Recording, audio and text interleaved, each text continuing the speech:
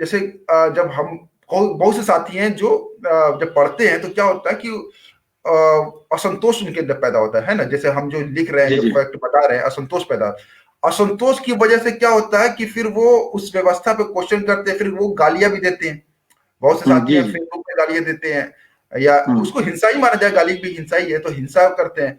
तो हम्म। अब ऐसे में हमारी जो ये पसमानदा क्लास वाली जो हिंसा है, या कि जो ऑपरेस्ट की जो हिंसा है, वो किस तरीके से शोषितों की हिंसा, शोषकों की हिंसा से कैसे अलग है। जैसे अलग है, बिल्कुल अलग है। ब्लैक हम्म। लाइव मैटर में भी आप देखिए दंगे हुए, हाँ। है ना, जी जी जी जी जलाया गया, है ना, जी बहुत सी जी गाड़ियां जी जलाई गई, जी जी। बहुत से फोड़ा गया। तो उनकी हिंसा, और जो गोरे हिंसा कर रहे थे, या जो अगर जी मर्द हिंसा कर रहे हैं औरतों पे, औरतें पलट के मार रही है मर्द को, तो उसमें अंतर कैसे है? इन दोनों में अंतर हम देखेंगे कि दोनों को एक ही मानेंगे, हिंसा हिंसा है, कि इसमें अंतर हमें देखना पड़ेगा। अंतर ही नहीं है, बल्कि दोनों एक दूसरे के ऑपोजिट हैं। ऑपरेसर अच्छा। की हिंसा जहां की ऑपरेसर की हिंसा बहुत पापपूर्ण है, उसका लक्ष्य किसी को दबाना, और इसका जस्ट उल्टा उद्देश्य है कि दबाने से मुक्ति, लिबरेशन। एक का उद्देश्य आजादी है और दूसरे का उद्देश्य गुलामी है, तो दोनों तो एक दूसरे से विपरीत हो गए ना, तो बहुत स्पष्ट बात है। और ये जो किताब पेडागोजी ऑफ ऑपरेस्ट थी, ये किस किताब के प्रेरणा से लिखी गई, ये जानने के बाद बात और स्पष्ट हो जाएगी। ये किताब स्पष्ट जब प्रीफेस वगैरह सब पढ़ेंगे, चाहे इस किताब के बारे में पढ़ेंगे, तो एक किताब फैनन ने लिखी, जो कि ब्लैक, आपने ब्लैक की बात की है तो एक ब्लैक लीडर थे, हाँ, Frantz Fanon, the wretched of the earth. तो उसमें इन्होंने ये सब समस्याओं का चर्चा किया, तो उसी का जवाब कह लीजिए या एक्सटेंशन कह लीजिए, ये पेडागोजी ऑफ द ऑपरेस्ट था। उसे बहुत प्रेरित थे फ्रेरो उस किताब से, और उसी किताब के हवाले से, तो उस किताब में इस हिंसा को बड़ा लिबरेटिंग बोला गया, जो ऑपरेस्ट की तरफ से जो हिंसा, वायलेंस होती है। लेकिन चूंकि आपने पहले ही बता दिया, ये क्रिश्चियन प्रभाव थे, तो क्रिश्चियन में लव कॉम्पैशन का बड़ा महत्व है, तो इसको थोड़ा मैं अपनी किताब में, फ्रेरो ने हिंसा पे इतना जोर नहीं दिया जैसा कि जोर फैनन ने दिया था। इन्होंने लिबरेशन को ज्यादा, ये कि आजाद होना चाहिए, और ये लड़ाई, और लड़ाई हिंसा एक पहलू है, और वो लड़ाई कंट्राडिक्शन कई माध्यमों से चलती है। चूंकि एक शिक्षा शास्त्री थे, ये पेडागोजिस्ट थे, एडुकेशनिस्ट थे, तो एडुकेशन में तो मारपीट नहीं, बताना और उसका क्या महत्व है जो मनी और विचारधारा का, और सच्चाई ये है कि वही का ज्यादा महत्व है। जेल, आप देखिए ना, पुलिस कितने वक्त काम करती है आपके साथ, तो ये आपको, ये मानते हैं, फ्रेरो का क्या मानना है कि आपका जो ज्यादातर टाइम आप जो गुलाम बनते हैं, वो शिक्षा और आइडियोलॉजी, विचारधारा के कारण बनते हैं। और ज्यादातर लोग, 95% लोग के लिए किसी हिंसा की जरूरत ऑपरेसर को, यानी कि सताने वाले को भी नहीं पड़ती। उसमें 5% लोग निकल जाते हैं थोड़ा बदमाश, लेलिन मोदी टाइप के, हो सकता है बात ही नहीं माने, ज्यादा विद्रोह करे।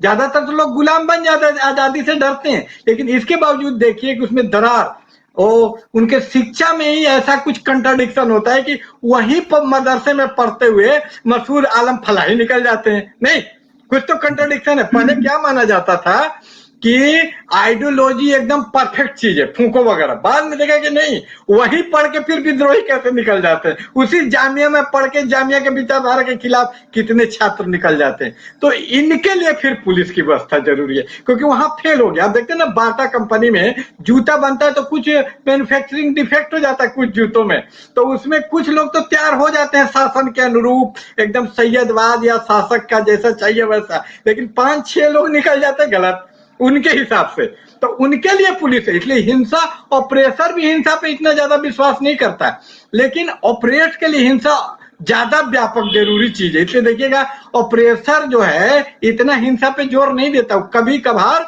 जब देखता है मामला नहीं आ रहा है, आर्मी कब बुलाया जाता है, बहुत इमरजेंसी सिचुएशन में।